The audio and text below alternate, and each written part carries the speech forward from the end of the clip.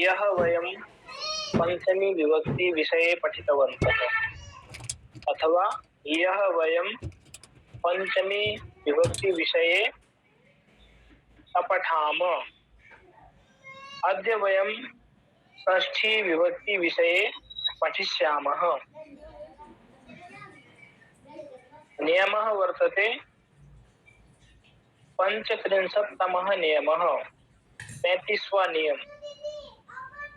35तमः नियमः किं कथयति? क्या कहता है 35वां नियम? धातु के लट लकार वाले रूप के साथ यदि इस्मा अव्यय लगा दिया जाए तो उसका अर्थ भूतकाल में हो जाता है। उदाहरण के लिए वह पढ़ता था, सह पठति स्म। यदि स्म अव्यय का हम प्रयोग करते हैं वर्तमान की किसी भी धातु के साथ में और तीनों पुरुषों में, सभी वचनों में, तीनों पुरुषों में, तीनों वचनों में जहां भी हम स्म अव्यय का प्रयोग करेंगे जिसके बाद भी लगा देंगे तो उसका अर्थ भूतकाल में परिवर्तित हो जाएगा। वो वर्तमान कालिक अर्थ उसका नहीं रहेगा, भूतकाल में अर्थ उसका बदल जाएगा। समझ में आ रहा है?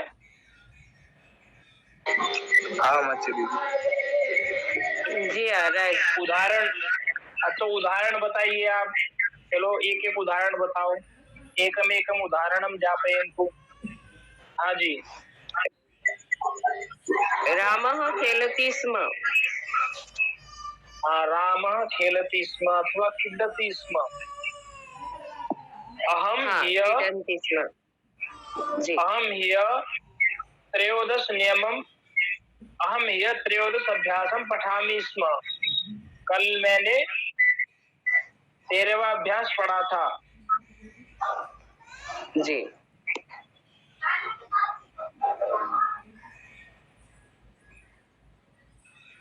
अग्रे। अहम तत्र गच्छति स्म। गच्छामि। अहम गच्छामि स्म। अहम तत्र गच्छामि। शोभनम, मैं वहां जा रहा था। अस्तु।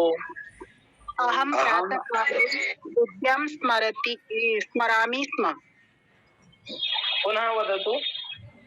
अहम प्रातःकाले विद्यां स्मरामि स्म।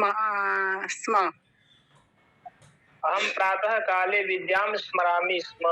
बहु शोभनम। अद्य अहम सपरिवारे केदारेश्वर धाम मंदिरे गच्छामि स्म। शोभनम। अहम प्रातःकाले यज्ञं करोमि स्म। सही है ना? सत्यम सत्यम। अद्य यज्ञम अकरोत् भवति। यज्ञं करोमि स्म। सत्यम किम? सत्यम। अस्तु, शोभनम।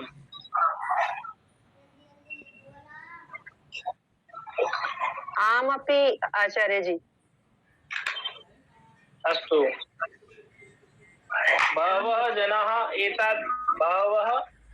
बहवः जनाः एतादृशाः सन्ति ये प्रतिदिनं यज्ञं कुर्वन्ति।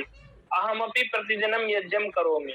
अद्यापि प्रातःकाले अहं यज्ञं करोमि स्म अथवा यज्ञम् अकरवम्। अग्रे चलामः। 36तमः नियमः। आम वदतु। अहं सार्धत्रयवादने उत्तिष्ठामि, दन्तधावनं करोमि, स्नानं करोमि। चतुर्वादने पचोन् चतुर्वादनतः चतुर्वादने प्रातःकालीन मंत्रः शृणोमि, प्रवचनं शृणोमि, स्मर्यामि, योगाभ्यासं करोमि। संध्या। अरे तिष्ठतु।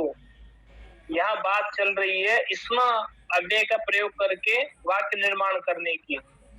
अच्छा, बताने के लिए। हाँ, स्म अव्यय का प्रयोग करके वाक्य निर्माण करने की। तो समझ में आ गया स्म अव्यय का प्रयोग कैसे करते हैं? आगे चलते हैं 36वां नियम। एक सूत्र है, देखो सबसे पहले कर्मणि द्वितीया, द्वितीया विभक्ति में कर्म कारक में द्वितीया विभक्ति होती है, कर्मणि द्वितीया सूत्र है। उसके बाद में कर्ता में प्रथमा, कर्म में द्वितीया, कर्तृकरणयोः तृतीया, कर्ण कारक में तृतीया विभक्ति होती है। चतुर्थी संप्रदाने, संप्रदाने चतुर्थी, चतुर्थी संप्रदाने, हाँ संप्रदान कारक में चतुर्थी होती है, और अपादाने पंचमी, अपादान में पंचमी। और सप्तमी अधिकरणे ये सभी विभक्तियों के सूत्र हो गए। सब अधिकरण में सप्तमी होती है। अब सूत्र बचा षष्ठी शेषे। क्या सूत्र है? षष्ठी शेषे। मोहित जी लिख देंगे एक बार, षष्ठी शेषे।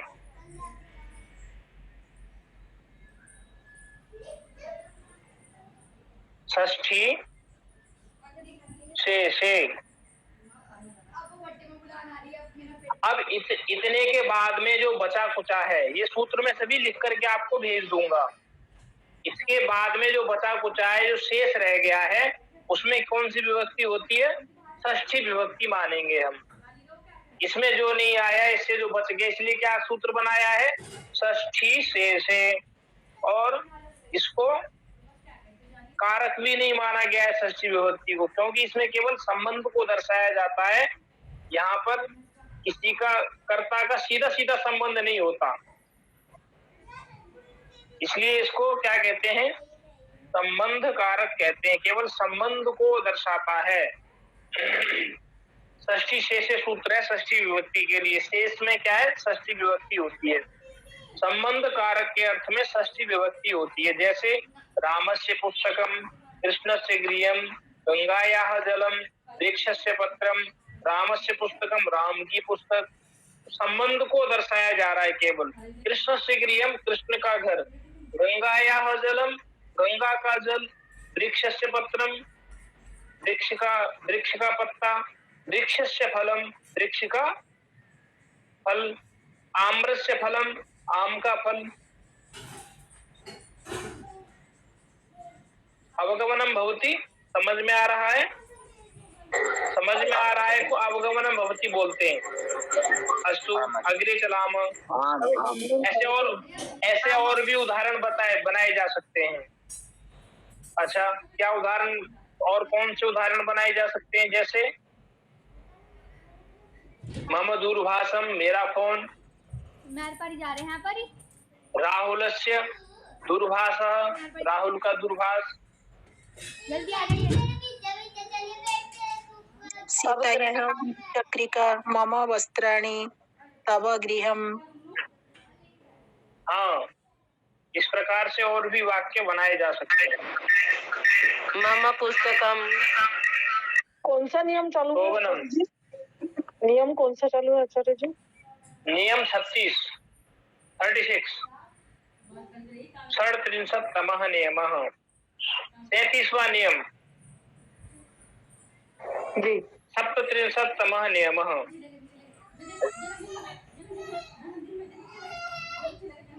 हेतु शब्द के साथ षष्ठी विभक्ति होती है। एक शब्द है हेतु, जिसका अर्थ क्या होता है? हेतु शब्द का कारण। हेतु शब्द का अर्थ क्या होता है? कारण। तो हेतु शब्द के साथ में सर्वदा षष्ठी विभक्ति होती है। उदाहरणार्थ, अध्ययन के हेतु रहता है, अध्ययनस्य हेतुः वसति। धन के हेतु रहता है, धन के कारण से रहता है, धनस्य हेतुः वसति, धनस्य हेतुः पठति।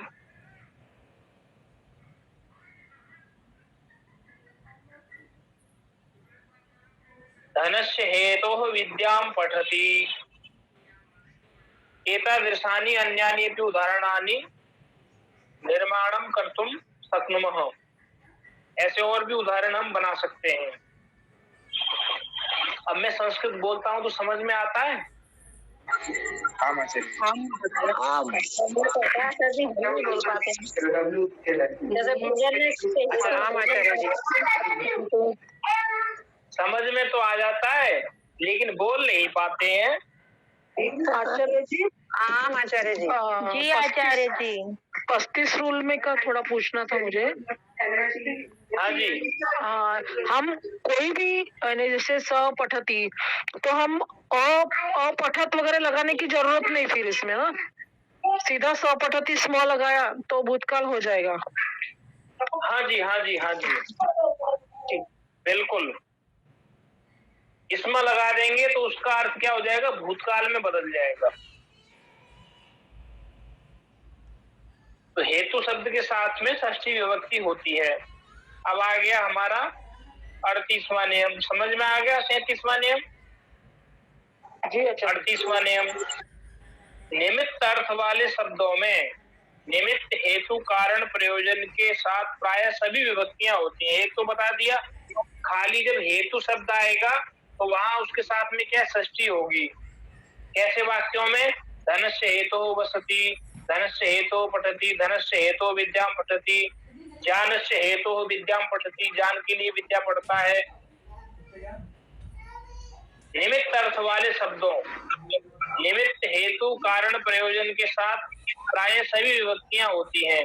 जैसे वह किस लिए पढ़ता है, सः किम निमित्तम पठति, केन निमित्तेन पठति, कस्मै निमित्ताय पठति, कस्य हेतोः पठति, तस्मात् कारणात् पठति, केन प्रयोजनेन वा पठति।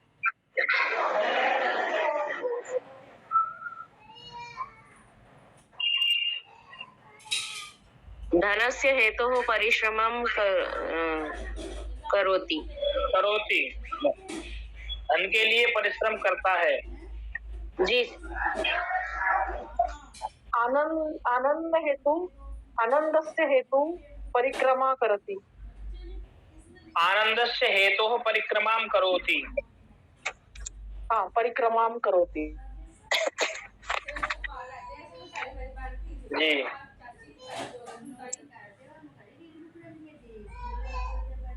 अन्यत् वाक्यं वदन्तु, और वाक्य बताइए। आनंद हेतु पुण्य कर्म करोति। आनंदस्य हेतोः पुण्य कर्माणि करोति। आनंदस्य हेतु पुण्य कर्माणि करोति। संभाषणस्य हेतु संस्कृतं पठति। संभाषणस्य हेतोः रचनानुवाद कौमुदीं पठति। हाँ, रचनानुवाद कौमुदीं पठति। रचनानुवाद हेतुः कौमुदिनी पठति। पुण्यस्य हेतोः यज्ञं करोति। पुण्यस्य हेतोः यज्ञं करोति। मोक्षस्य हेतु यज्ञं करोमि। मोक्षस्य हेतोः यज्ञं करोमि। शोभनम्। स्वास्थ्यस्य हेतोः व्यायामं उपासनां करोमि। बहु शोभनम्। मोक्षस्य हेतोः उपासनां करोमि। मोक्षस्य हेतोः ईश्वराराधनां करोमि। मोक्षस्य हेतु मधुर भाषणं करोमि। हेतु की षष्ठी है क्या? हाँ जी, षष्ठी। हेतु शब्द के साथ में षष्ठी विभक्ति लगती है। हेतु पंचमी है। हेतु हो जो है, हाँ, हेतु हो पंचमी है। तो हमने हेतु पंचमी क्यों लगाई यहाँ पे?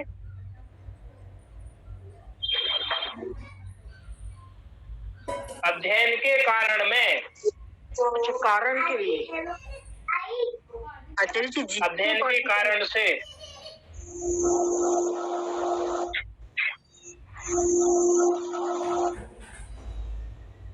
क्या कह रहे हैं? आचार्य जी जिससे पढ़ा जाए वही पंचमी होता है ना? हाँ, उसमें भी पंचमी होती जिससे पढ़ा जाए। हाँ जी। इसे हमने नियम पढ़ा था ना, 5 पंचमी विभक्ति पढ़ी थी तो उसमें पढ़ा था हमने। जिससे विद्या पढ़ी जाए उसमें पंचमी होती है। गुरो पठति उपाध्याय तदीते, गुरो विद्या 30वां नियम पढ़ा था हमने। वाह, कितना सुंदर वाक्य लिखा है। परोपकारस्य हेतोः वृक्षाः फलन्ति। वाह वाह वाह, शोभनम, अत्युत्तमम, बहुत्तमम, बहुशोभनम। ऋचा वार्ष्णेय जी। अग्रे चलामः। निमित्त अर्थ वाले शब्दों, निमित्त हेतु कारण प्रयोजन के साथ प्राय सभी विभक्तियां होती हैं। जैसे वह किस लिए, ये हमने पढ़ लिया है, ठीक है। कारण अर्थ वाले शब्दों के साथ में प्राय सभी विभक्तियां होती हैं। ये तो सरल है नियम। हाँ माताजी। 39वां नियम, स्मरण अर्थ की धातुओं के साथ हेद पूर्वक स्मरण में कर्म में षष्ठी होती है। सामान्य स्मरण यदि करेंगे तो क्या होगी, कर्म कारक में द्वितीय विभक्ति होती है, कर्मणी द्वितीय। देखो मैं आपको, मुझे सूत्र भी याद कराने हैं। कर्मणी द्वितीय अर्थात कर्म कारक में द्वितीय विभक्ति होती है। किंतु यदि खेद पूर्वक स्मरण करेंगे, दुख में स्मरण करेंगे, खेद पूर्वक स्मरण कब किया जाता है, दुख में किया जाता है, तो तब कर्म में क्या हो जाएगी, षष्ठी हो जाएगी। यदि कोई इस प्रकार से षष्ठी विभक्ति लगा करके वाक्य बोलता है तो हम समझ सकते हैं कर्म में षष्ठी लगा रहा है और स्मरण कर रहा है, किसी को स्मरण कर रहा है, लेकिन वो षष्ठी विभक्ति का प्रयोग कर रहा है, तो हम उससे क्या समझेंगे, ये दुख में स्मरण कर रहा है, खेद पूर्वक स्मरण कर रहा है। और सामान्य स्मरण में द्वितीय होती है। जैसे उदाहरण के लिए माता स्मृति, तो ये सामान्य स्मरण हो गया, माता को सामान्य रूप से याद कर रहा है। लेकिन मातुः स्मृति, कश्यापि मातुः निधनम जातम, किसी की माँ का निधन हो गया तो वो क्या खेद पूर्वक स्मरण करेगा, बेचारा रोएगा धोएगा, तो वहां हम क्या कह सकते हैं, मातुः स्मृति, माता को खेद पूर्वक स्मरण करता है। पितुः स्मृति, जनकस्य स्मृति, पिता को खेद पूर्वक स्मरण करता है। और जनकम स्मृति, पिता को क्या है, सामान्य रूप से स्मरण कर रहा है। आया समझ में? स्मरण अर्थ की धातुओं के साथ खेद पूर्वक स्मरण में कर्म में षष्ठी विभक्ति होती है। वैसे तो कर्म में होती है द्वितीय, लेकिन जब खेद पूर्वक स्मरण करेंगे तो उसमें षष्ठी होती है। आगे चले, अग्रे चलामः।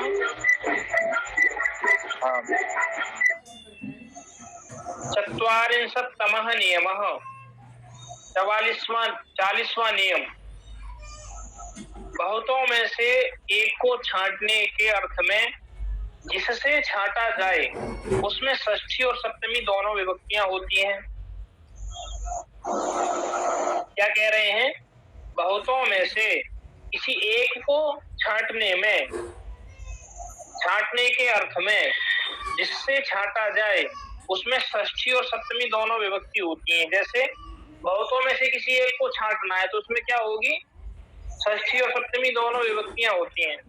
जैसे छात्रों में राम श्रेष्ठ है, छात्राणाम छात्रेषु वा रामः श्रेष्ठः, बालकानाम बालकेषु वा कृष्णः पटुतमः, सभी बालकों में कृष्ण क्या सबसे चतुर है। हमने वहाँ नहीं लगाया तो चलेगा क्या, वहाँ शब्द नहीं लगाया तो? हाँ चलेगा, दो प्रकार से है ना, इसलिए वह लगा रखा है। बालकानाम बालकेषु वा, बालकानाम कृष्णः पटुतमः अथवा बालकेषु कृष्णः पटुतमः, तो वह नहीं लगाएंगे, दोनों का प्रयोग करेंगे तो वह लगाएंगे। बालकानाम बालकेषु वा, बालकों में या बालकेषु,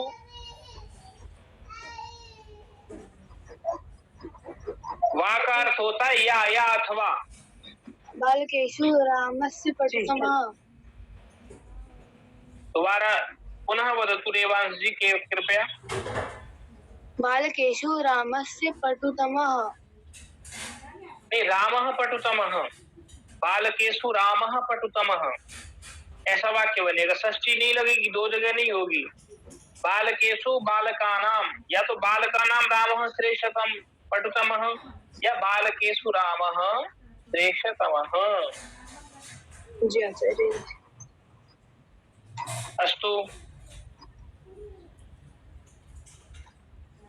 एकचत्वारिंशत्तमः नियमः, 41वां नियम।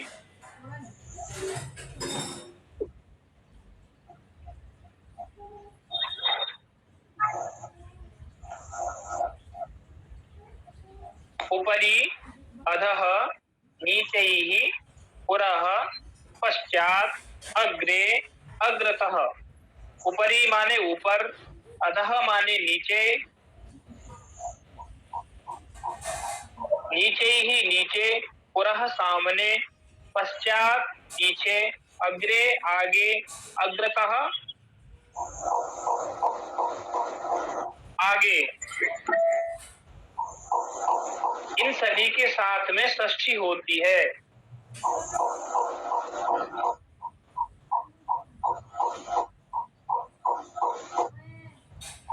उदाहरणार्थ आचार्य जी छत को क्या बोलते हैं उस संस्कृत में? छदी बोलते हैं, छदी। छदी? छदह बोलते हैं, छदह, छदह, छदह, छदसी, छदांसी ऐसे रूप बनता है। छदी यदि बोलेंगे तो सप्तमी एक वचन हो गया छदी, छत पर।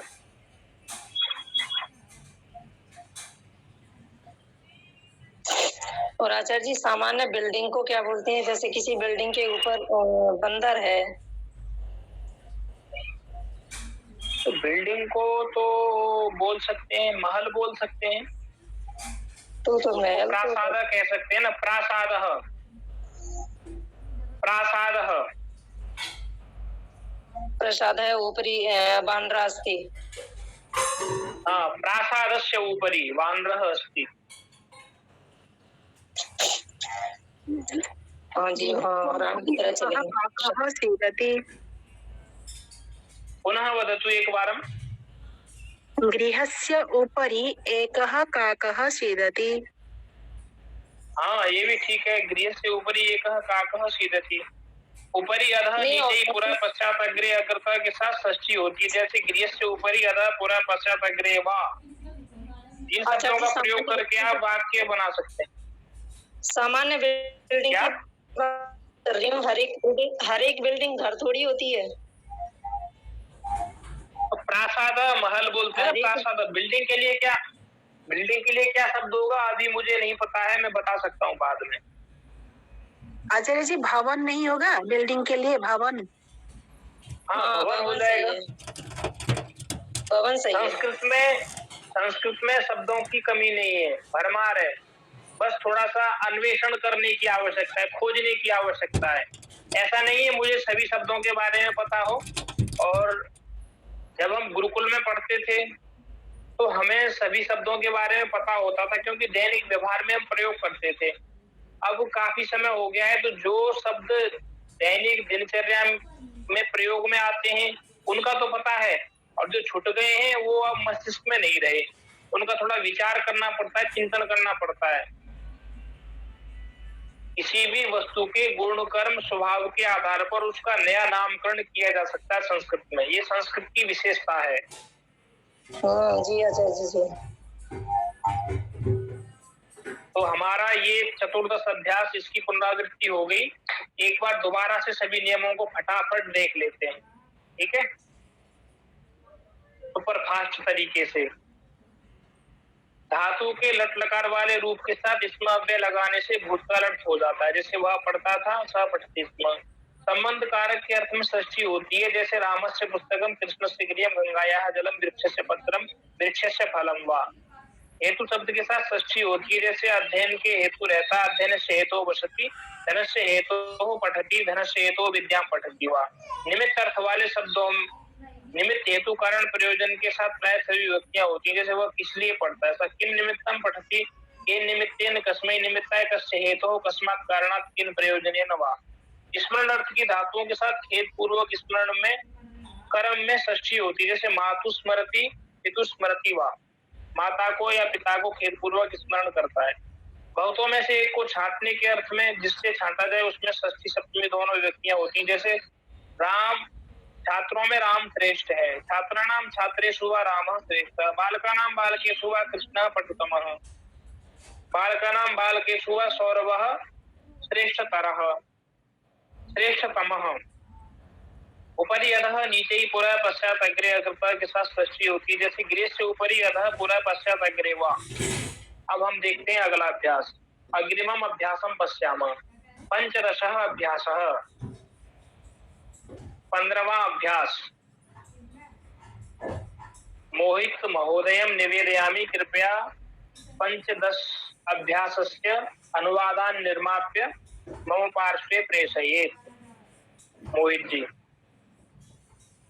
चतुर्दश अभ्यासस्यापि उभयोः अपि अभ्यासयोः अनुवादान् निर्माप्य प्रेषयतु।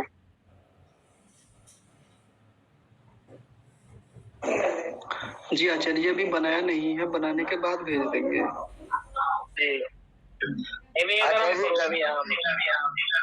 आचार्य जी, दशम अभ्यास का भी आवश्यक है। 10 का तो मैंने भेजा हुआ है। 10 अभ्यास से तो हम श्रेष्ठवान अस्मि।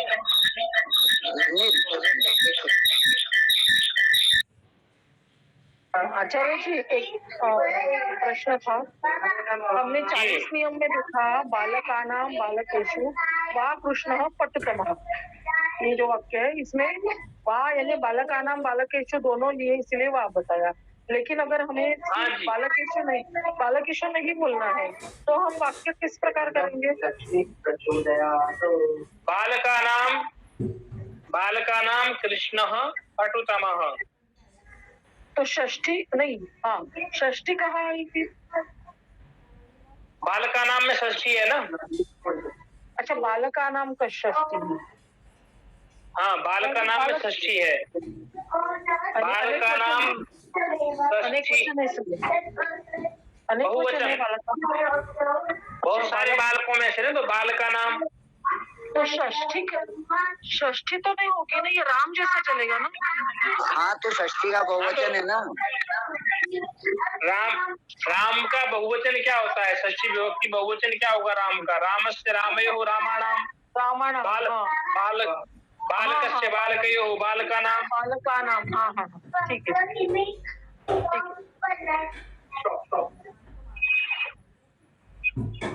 अस्माकं समूहे 31 जनाः सन्ति। हमारे समूह में, अस्माकं संस्कृत समूहे, संस्कृत वाग व्यवहार समूहे, अस्माकं संस्कृत वाग व्यवहार समूहे अथवा वाग व्यवहारे, अस्माकं संस्कृत वाग व्यवहार समूहे 31 जनाः सन्ति। किन्तु अत्र केवलं कति जनाः युक्ताः सन्ति? केवलं 22 जनाः अत्र सन्ति। अन्य जनाः कुत्र सन्ति? हमारे वाग व्यवहार समूह में 31 लोग जुड़े हुए हैं। एक अगर मुझे हटा देंगे, मोहित जी, अहम मोहित महोदय, प्रियंका महोदय, सागर महोदय, चतुर्जना तो पुनः कति अवशिष्टा? 27 22 5 लोग अनुपस्थित हैं। 5 जनाः अनुपस्थिता सन्ति। ते के वे कौन है? अहम तु न जानामि।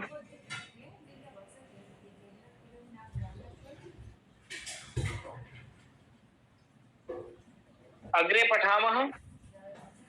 किसी का कोई प्रश्न है तो पूछ सकते हैं। हाँ, राहुल जी, किमपि वक्तुम् इच्छति किम्?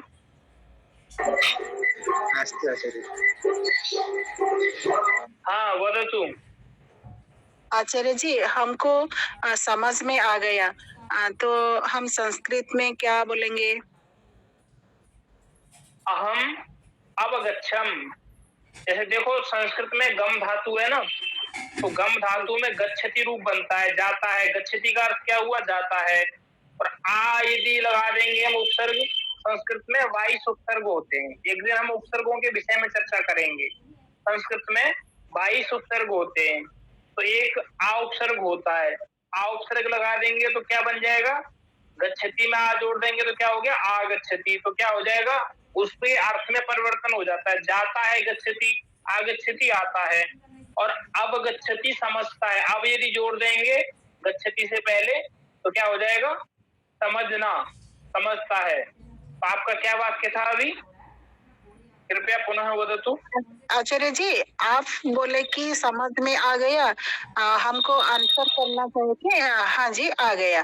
तो हम कैसे एक शब्द में क्या उत्तर देंगे? अहम अवगच्छम अथवा अहम अवगतवती। अहम अवगच्छम, मैं समझ गई। अवगच्छम, जैसे अगच्छम बोलते हैं ना, अब जोड़ दो, जी। अगच्छम जोड़, अवगच्छम, अवगच्छम, अवगच्छति। ठीक है, ठीक। जी आचार्य जी, अवगच्छति बोलेंगे या अवगच्छम बोलेंगे? अहम के साथ में क्या लगेगा, आप विचार कीजिए। अवगच्छम लगेगा। हाँ तो बस अब नियम पढ़ते हैं। 42तमः नियमः, 42वां नियम 42। कृत प्रत्यय धातु के अंत में त्रि, ती, अन आदि लगाकर बने हुए शब्दों के कर्ता और कर्म में षष्ठी होती है। जैसे बालक का जाना, बालकस्य गमनम, इसी प्रकार बालकस्य शयनम, बालक का सोना, धनस्य दानम, धन का देना, पुस्तकस्य पठनम, पुस्तक का पढ़ना, कार्यस्य कर्ता, कार्य का कर्ता, धनस्य हर्ता, धन का हर्ता, भाषणस्य श्रोता, भाषण का सुनने वाला, भाषण का श्रोता, और धनस्य दाता, धन का देने वाला, नराणाम नेता, लोगों का नेता। नेता शब्द का अर्थ होता है ले जाने वाला, नेता। कृत्य के लिए, कृत्य लिए समक्षम, मध्य, अंतः, अंतरे के साथ षष्ठी होती है। इन सभी शब्दों के साथ में कृत्य के साथ षष्ठी होती है, समक्षम के साथ में भी, मध्य के साथ में भी, अंतः, अंतरे के साथ षष्ठी होती है। जैसे भोजन के लिए भोजनस्य कृते, पढ़ने के लिए पठनस्य कृते, गाने के लिए गानस्य कृते, जाने के लिए गमनस्य कृते। घर के सामने, मध्य में या अंदर, गृहस्य समक्षम, मध्ये, अंतः वा। इदानीम् एकमेकं वाक्य निर्माणं कुर्वन्तु एतादृशम्। भोजनस्य कृते अहं गच्छामि।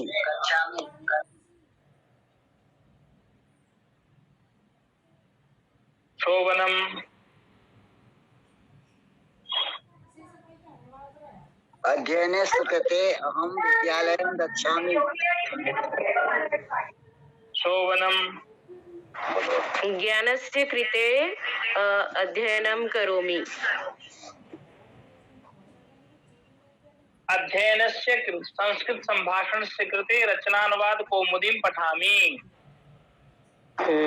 जी। ईशा वर्मा जी बोल रही हैं, आचार्य जी कृपया बताएं क्या संस्कृत और द्रविड़ में संबंध है। अहम न जानामि एतस्य विषये। यदि भवती जानाति चेत् वक्तुं शक्नोति। ईशा वर्मा जी। आचार्य जी, मुझे है ना ये बात समझ में नहीं आ रही है, क्योंकि मेरे घर में ही इस बात पे वाद विवाद चल रहा है। इस वजह से मैंने आपसे ये अभी प्रश्न पूछा, क्योंकि मैं संस्कृत की कक्षाएं रोज लेती हूँ। तो मेरे घर में ये वाद विवाद चल रहा है कि सबसे पुरानी भाषा कौन सी है। तो मैंने कहा संस्कृत है। तो जी बोलिए, जी बोलिए। तो मैंने बोला संस्कृत सबसे, हाँ, तो क्योंकि हमारे सबसे पुराना वेद जो है वो ऋग्वेद है, और ऋग्वेद की भाषा संस्कृत है। तो अभी हमारे यही बात चल रही थी। हाँ, वेद जी। वेदानाम भाषा संस्कृतम, और वेद सबसे पुराने, सृष्टि के आदि में 1,96,8,53,124वां वर्ष अभी चल रहा है सृष्टि को बने हुए। इतने पुराने वेद हैं, सबसे संस्कृत है, इतनी पुरानी और कोई भाषा नहीं है। एक भारतीय भाषा संघ है। क्या है? भारतीय भाषा संघ। तो उन्होंने भी इसकी पुष्टि की है। उसमें कई भाषाएं, संभवतः 16 भाषाएं उन्होंने ली हैं। भारतीय भाषा मूल में संघ। संस्कृत को नहीं, भारतीय भाषा संघ। जी जी, भारतीय उन सब के मूल में संस्कृत है। उन सब के मूल में, अब देखो अंग्रेजी में भी संस्कृत है। अंग्रेजी में जैसे बोलते हैं ना मदर फादर, तो मातृ पितृ शब्दों से उन्होंने मदर फादर बना दिया। जी जी, नहीं वो तो है, पर जैसे क्या है मतलब मेरे जो पति देव है वो बोल रहे हैं द्रविड़ सबसे पुरानी भाषा है। भाषा, द्रविड़ भाषा सबसे पुरानी भाषा है। तो मैं एकदम थोड़ा सा इस बात मैं भी यही बोल रही हूँ कि संस्कृत भाषा सारी भारतीय भाषाओं की जननी है। संस्कृत भाषा सबसे पुरानी भाषा है। तो वही भारतीय ही नहीं, जो अन्य भाषाएं हैं ना उनकी भी जननी है। संस्कृत भाषा सर्वासाम भाषाणाम जननी अस्ति। जी, तो वही मैं यही बोल रही थी। तो उस हिसाब से फिर मैंने आपसे ही पूछा। वो मलयालम, इनमें संस्कृत के शब्द अत्यधिक शब्द हैं उनमें। 80% जी हाँ, 80 से 90% उनके शब्द जो होते हैं वो संस्कृत के ही होते हैं। तमिल, तेलुगु, मलयालम, ये जो भाषाएं हैं इनमें जो है संस्कृत के शब्द पाए जाते हैं। जी जी जी, इसी वजह से मैंने बोला उन्हें, बट अभी मुझे ही नहीं समझ में आ रहा। ठीक है आचार्य जी, जो पढ़ने लिखने वाले थे ब्राह्मण लोग वो तो इधर द्रविड़ और इन भाषाओं की तरफ, और जो अनपढ़ थे वो और नीचे जैसे ये अपने मुस्लिम लोग इधर, ऐसा मुझे प्रतीत होता है। इस तरह से डिवाइड हो गई चीजें कुछ। चलिए आगे बढ़ते हैं। अब ये तो उसका विषय है, खोज का विषय है, अन्वेषण का विषय है। जी जी, और इतिहास का भी विषय है। जो इतिहास वेदता हैं वो जाने। बाकी हम तो संस्कृत के पढ़ने वाले हैं, संस्कृत के छात्र हैं। अब बाल्यकाल से अब तक हमने संस्कृत पढ़ी है, तो हमें तो यही पढ़ाया गया है, बताया गया है कि संस्कृत सब भाषाओं की जननी है, सबसे पुरानी है। क्योंकि वेद द्रविड़ भाषा में नहीं है, संस्कृत भाषा में है, और वेद संस्कृत में है। तो इससे ये पुष्टि होती है, सिद्ध होता है कि संस्कृत सबसे पुरानी भाषा है।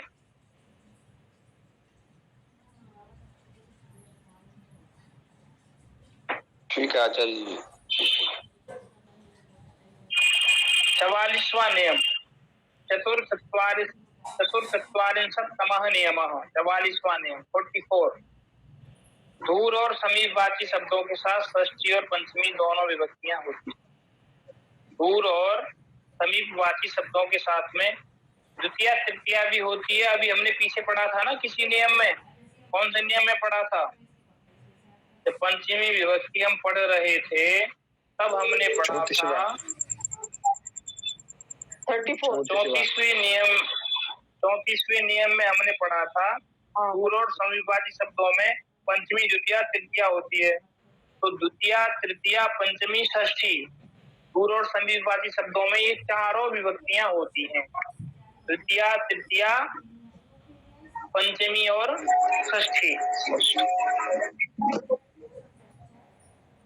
हम ग्रामस्थ समक्षम भी बोल सकते हैं और ग्रामस्य समक्षम भी बोल सकते हैं।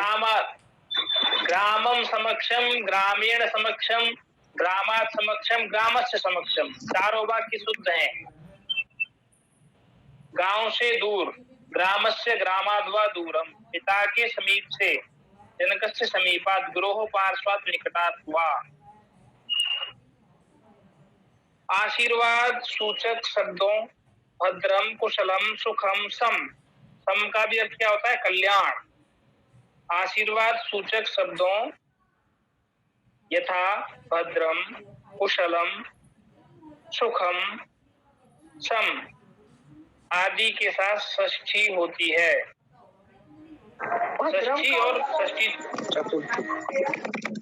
भद्रम का अर्थ होता है कल्याण, और शम का भी कल्याण। ये सब का अर्थ जो भद्र, कुशल, सुख, सम, सबका जो है कुशल अर्थ होता है कल्याण। षष्ठी और चतुर्थी दोनों विभक्तियां होती हैं शब्दों के साथ में। जैसे उदाहरणार्थ राम का कुशल हो, राम का कल्याण हो। रामस्य रामाय भद्रम कुशलम सम भूयात, भूयात होवे, ये आशीर्लिंग का रूप है, आशीर्लिंग का रूप है। ये विधिलिंग आशीर्लिंग होता है, तो अगर अस्तु कर देंगे तो विधिलिंग का हो जाएगा, या भवतु। ये तो आशीर्वाद देने के अर्थ में आशीर्लिंग का ही प्रयोग करते हैं।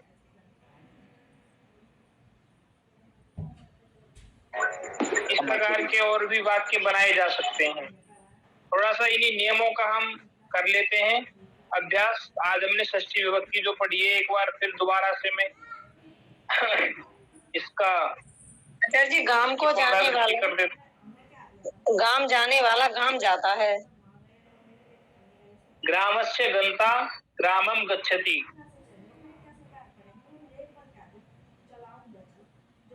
थोड़ा सा ना वाक्य अभ्यास कर लेते हैं। 10 मिनट का समय हमारे पास शेष बचा है। यदि इसमें से किसी को, अभी हमने 6 विभक्तियां पढ़ ली हैं, कल से हम पढ़ेंगे सप्तमी विभक्ति पढ़ेंगे। कल सप्तमी तो सरल ही है, ज्यादा कठिन नहीं है। और सब कठिन है ही क्या, सब सरल ही है। यदि हम देखें तो, यदि हमने मान लिया कठिन है तो कठिन है, और यदि हमने मान लिया सरल है तो सरल है। अतः किमपि नास्ति कठिनम सर्वम सरलम।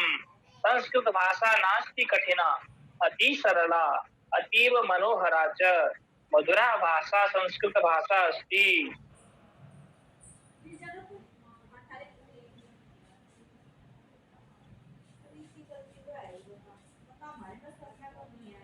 ग्रामम गमता है, ग्रामस्य गमता, ग्रामस्य गमता। धन्यवाद। कठिन लगती, इसको क्या बोलेंगे? कठिन लगती है। संस्कृत भाषा कठिना प्रतीयते, कठिना लगती, कठिना प्रती, संस्कृत भाषा कठिना प्रतीयते। हाँ, संस्कृत भाषा कठिना प्रतीयते। भवतीं कठिना प्रतीयते किम? सरलमस्ति अहम कठिना प्रतीयते। माम कठिना प्रतीयते, माम कठिना प्रतीयते। नास्ति कठिना शनै शनै आगमिष्यति। अद्य प्रह्लाद महोदय नागतवान्, सः अवकाशं नीतवान्।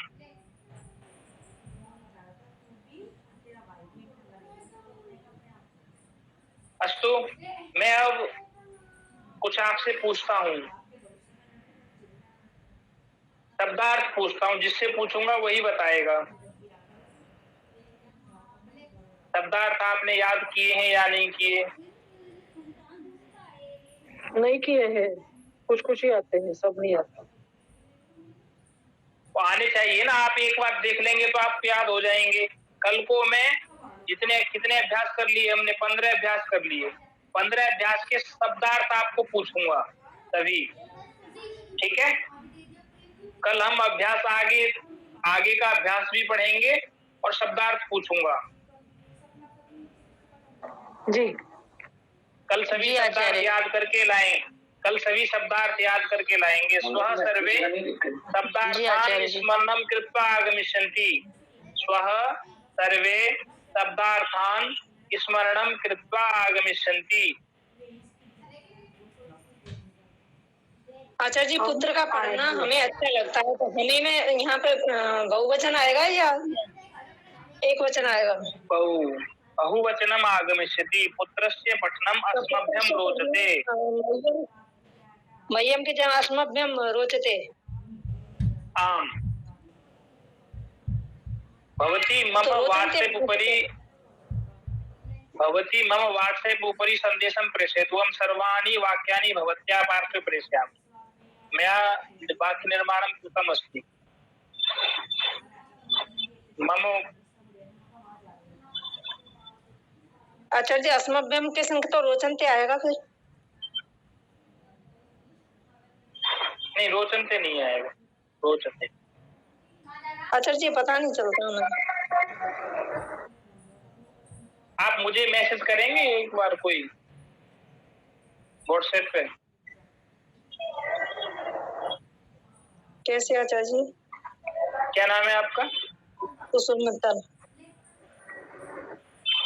तो आप मुझे मैसेज कीजिए व्हाट्सएप पे, मेरा नंबर है आपके पास में? हाँ जी। मैसेज कीजिए, मैं आपको सारे वाक्य भेज देता हूँ, उनमें मिला लेना उनसे आप। नहीं, ये पता चलना चाहिए हमें किसमें रोचनते आएगा, किसमें रोचते आएगा। पता चलने लगेगा। शनैः शनैः ज्ञानं भविष्यति। एक आत्मनेपदी और परस्मैपदी में आप फर्क जो है वो बताने वाले, कब कहाँ लगेगा? अभी आगे 18वें अभ्यास से आत्मनेपदी आएगा, तो वहां हम सब पढ़ेंगे उसको। अभी 1-2 अभ्यास के बाद आने वाला है। ठीक है? ठीक।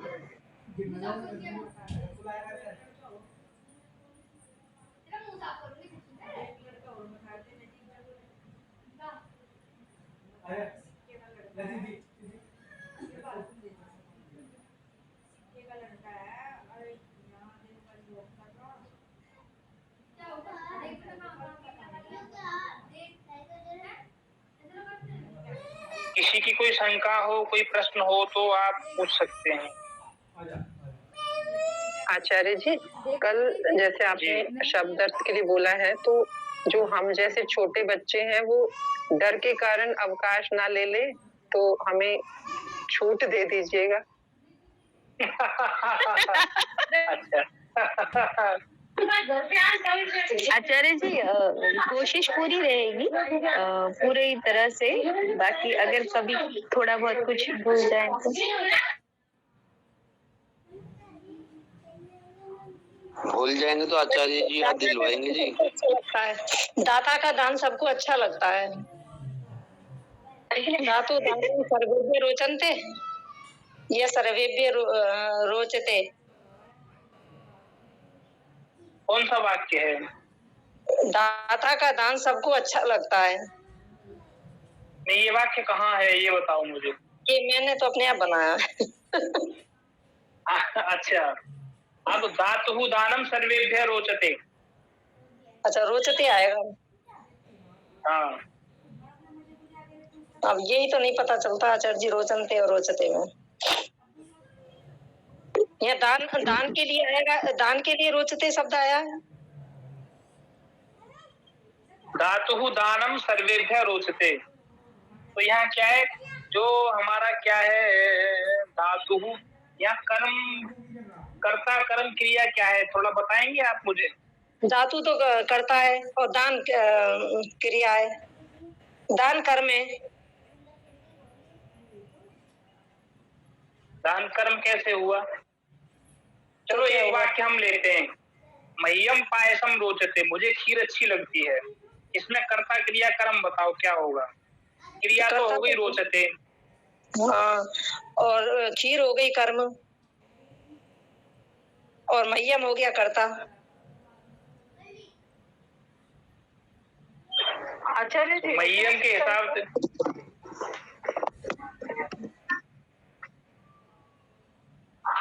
तो इसमें जो है ना, कर्म के अनुसार क्रिया हो रही है।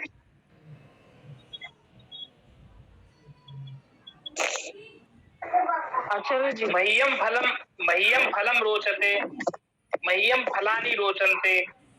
हाँ जी, ऐसे हो सकता है क्या?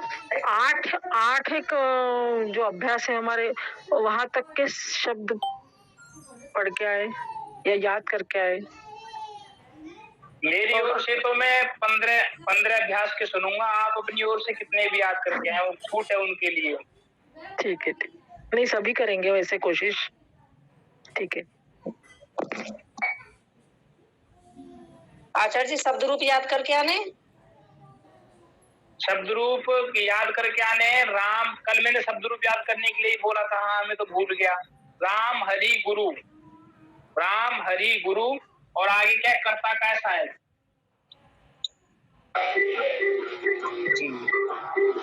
राम याद करके आने। राम हरि गुरु और धातु कर्ता, बस हो गया। बस नहीं, कर्ता चार याद करके आने। कर्ता, नोचे ताड़ना भविष्यति, यदि नहीं याद करके आओगे तो ताड़ना होगी। नहीं चौथा वाला कौन सा होता है, समझा नहीं मुझे। कर्ता कर्ता कर्ता इसमें है क्या? कर्ता करने वाला, हाँ है पीछे है, हाँ जी है। ठीक। और धातु रूप भी करने। भू धातु का एक सारा याद करके आना है, 5 लकारों में भू धातु का। ठीक है आचार्य, बहुत ज्यादा अभ्यास हो जाएगा ना। आचार्य जी मह्यम ताड़यतु। आम ताड़यिष्यामि, यदा कार्यं कृत्वा न आगमिष्यन्ति चेत् ताड़ना भविष्यति। वाक् ताड़ना, कीदृशी ताड़ना? वाक् ताड़ना।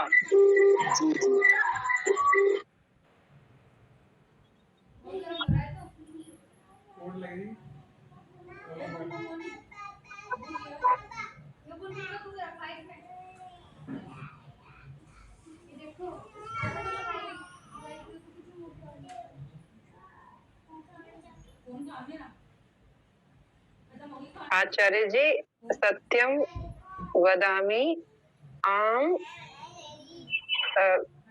पृष्ठम अपि न जानामि, कौन से पृष्ठ पर ये है, क्योंकि मैं अभी वर्ण उच्चारण तक पहुंची हूँ अपना, और वो आगे पाठ अभी शुरू होना बाकी है, बहुत पीछे हूँ आचार्य जी। दीदी 70 नंबर का प्रश्न क्रमांक देखिएगा, 70 से आगे सारे वही है। धन्यवाद धन्यवाद।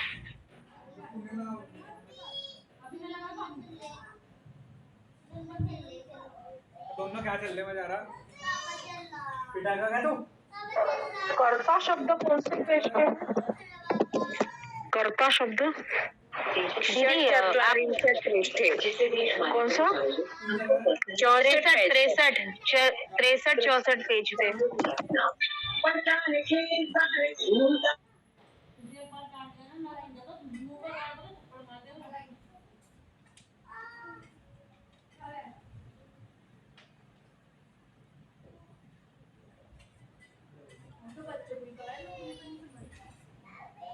एक कर्तूर वाला था, कर्तूर वाला कर्तरी शब्द कर। जी जी जी, हाँ करने वाला रिकारांत पुल्लिंग।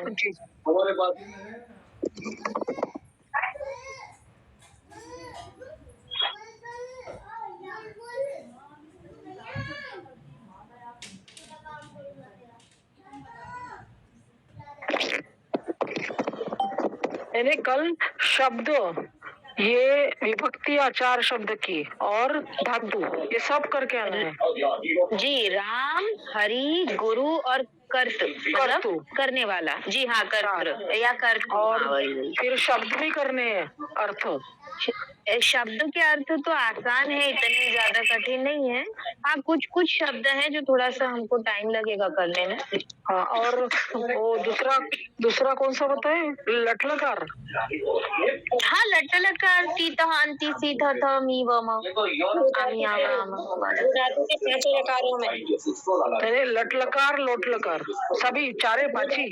नहीं, भू धातु के सारे लकार हो जाएगा। आप वो ये जो मैंने बोला ना, तीत अंति सीत थ आमी आव आम, ये याद रखिएगा। मतलब आचार्य जी ने जो शॉर्ट फॉर्म बताए ना, वो याद रखिएगा। तो वो भी मतलब लकार के हिसाब से याद रखिएगा, बाकी हो जाए। भू सबसे आसान क्रिया है, इतना याद रखिएगा। ठीक है। बाकी हाँ, ये विभक्ति थोड़ी याद करनी पड़ेगी। हाँ विभक्ति, और ये भी हमें मालूम नहीं है ना, तो ये भी याद ही करना, सभी याद ही करना पड़ेगा।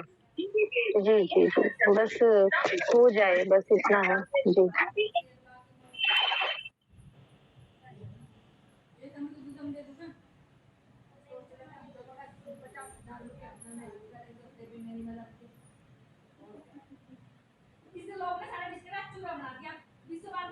अभी 10वां अभ्यास आपने, किसी ने कहा था कि 10वां अभ्यास भेज दीजिए, मैंने भेज दिया है आपको, देख लीजिए। धन्यवाद। जी आचार्य जी, मैंने बोला था जी, बोला था, मैंने ही बोला था आचार्य जी, धन्यवाद। भेज दिया है मैंने। बाकी अभी तक के जितने अभ्यास हो गए ना, 15 अभ्यास पर्यंत मैं PDF बना करके आपको भेज दूंगा जी आचार्य, समूह में भेज दूंगा 15 अभ्यास पर्यंत। आज की कक्षा को विराम देते हैं। मैं मोहित जी से प्रार्थना करूंगा, निवेदन करता हूं। अहम मोहित महोदय निवेदयामि। मोहित महोदयः एकेन मंत्रेण सह कक्षां समापनम, कक्षायाः समापनम करिष्यति। मोहित जी।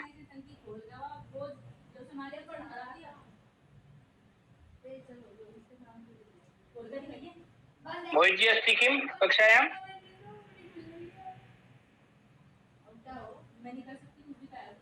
मोहित जी नास्ति संभवतः। किसी की कोई शंका हो, कुछ पूछना हो किसी को तो बताइए।